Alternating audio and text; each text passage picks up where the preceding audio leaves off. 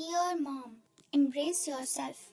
You're the most important person for your little one, and no one else can replace you. Embrace your role as a mother and savor the joy and everything else that this wonderful journey offers. Allow yourself to make mistakes. Don't strive for perfection. It can make you lose sight of other important areas of your life. Focus on being a happy mother rather than a perfect one. Learn to prioritize.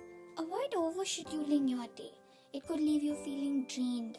Choose your commitments wisely and prioritize your daily schedule to help manage your time effectively.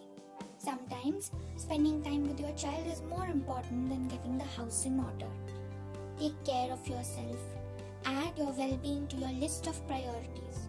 Try and catch up on your sleep. Take time off to pursue a hobby or a passion, and don't neglect any physical or mental health concerns. Don't feel guilty. You deserve it. Seek support. Don't be ashamed or scared to seek for help.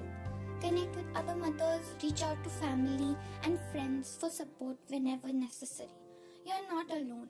This Mother's Day, find time for yourself. Happy Mother's Day.